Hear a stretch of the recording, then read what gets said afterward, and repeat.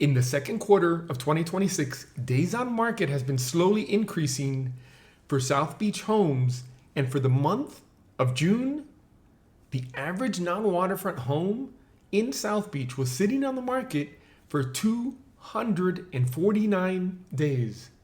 That's over 8 months. And today, we're going to dive into the numbers of the second quarter to see what's really going on. I am Jose Laya, and I was born and raised right here in Miami, and I've been selling real estate in the city for 20 years. I've seen every market cycle this city has gone through, and today I'm going to give you the real numbers. And here we have our first graph. For the second quarter of 2026, we have a month by month breakdown, as well as the bottom row, that light blue row that you see there. That's the total for the second quarter. Let's jump right in. And look, we've got going across from left to right, active listings, closed sales, months of supply, days on market, median price per square foot, and median price sold. You may see two different colors, black and light blue. Light blue is for waterfront homes, as you'll see that there's always a big disparity in pricing, and we want to keep those two separate to be able to give you the best information that we can. And let's jump right in. Look at the month of April. You had about 40 active listings. Out of those 40, 12 of them were non-waterfront, 28 were waterfront. Only 7 closed sales, 3 and 4. Months of supply is low. Look at that, 3 and 7. Days on market is low as well. That's pretty fast. Median price per square foot, you're at over $1,700 for non-waterfront homes and over $3,000 per square foot for waterfront homes. While median price sold, look at these numbers. Non-waterfront homes, $7.4 million. That's pretty astronomical for non-waterfront homes. Waterfront homes, look at that, $17.8 million.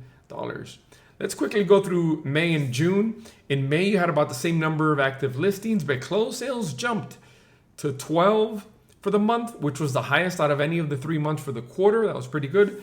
Months of supply came down as well. Days on market actually increased to 131 and 102.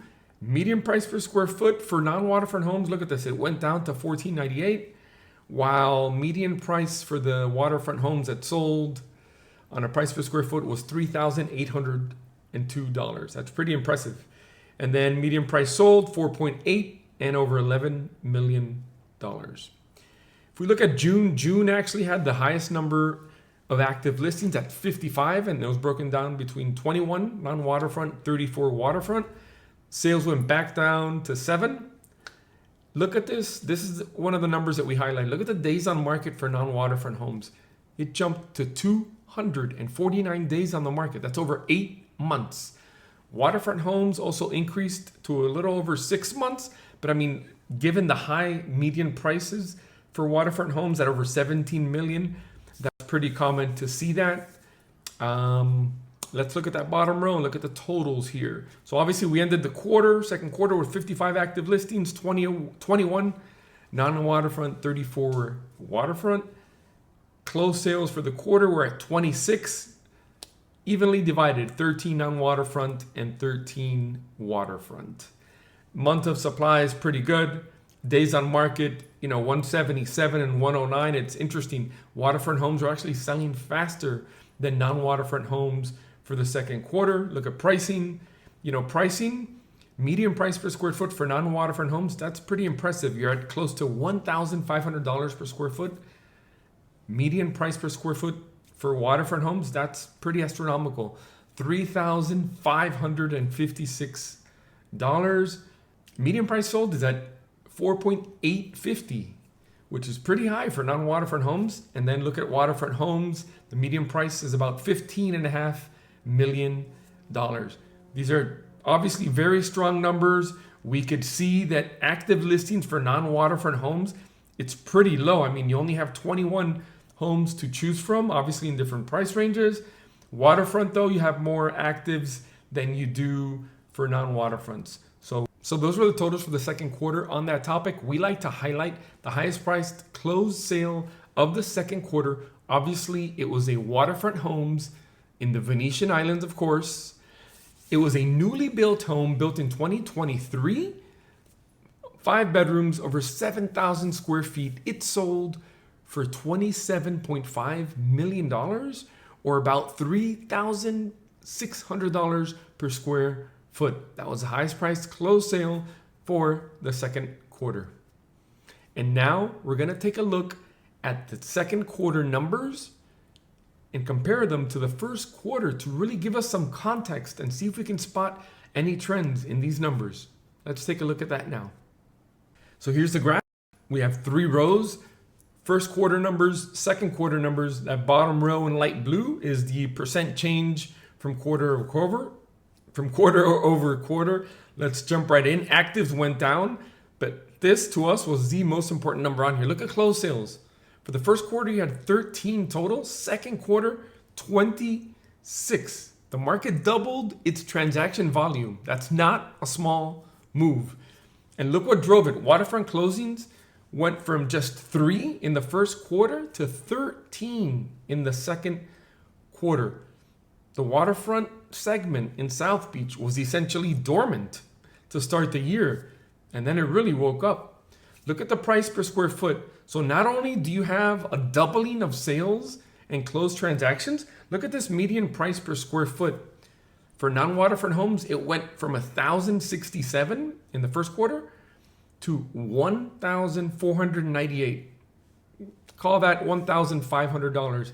That's up 40% from first to second quarter. Waterfront, look at this, went from 2,677 up to 3,556. That's up 33%. The last column, look at median price sold. That jumped from 2.9 million for non-waterfront homes to over 4.8 million. That's a huge run up, over 63%. While waterfront homes edged down slightly from 17.2 to about $15.5 million, down about 10%. However, given that the median price per square foot jumped up so much, we feel that that's pretty on par for what we're seeing.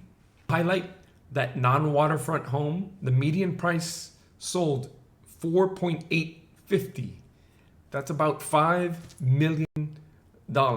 That's nearly $5 million for homes that are not even on the water. So this comparison, as we see here, tells one clear story. The market picked up significant momentum in the second quarter, pretty much across every metric that matters. So where does this data suggest that the market may be heading into for the third quarter? Obviously, we saw the median price per square foot for both non-waterfront and waterfront homes jump up 40% and 33%, as you could see there. Closed sales doubling, while actually active listings went down. That looks like a pretty good sign of things to come. We just need to see if that holds through the summer selling season. I will have that third quarter picture for you once the data is in. Subscribe so you don't miss it. Now that we've seen this data, what does this really mean for you? If you're a buyer in South Beach, you don't have too many options as far as active listings. You only have a total of 21 active listings for sale if you're looking for a house that's not on the water. If you're looking for a waterfront home, you do have more options at 34, but look at the high median price. You're at over $15 million. For non-waterfront, out of those 21, look at the median price for the second quarter, almost $5 million. Obviously, prices are high here in South Beach, so be aware of that. And as we saw sales doubling, that tells us that when priced correctly, the homes will get sold, even at these higher prices. If you're a seller and you have a home that's not on the water, these non-waterfront homes, you don't have too much competition. And if you price it correctly, they're selling. Look at the median price per square foot at almost $5 million. Look at the days on market that ended the second quarter of 177. That's less than 6 months. Homes are transacting even at these higher prices.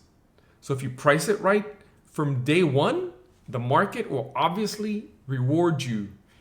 Now, if you're a waterfront seller, second quarter was actually very encouraging because we went from only 3 sales in the first quarter to 13 at consistently over $3,000 per square foot.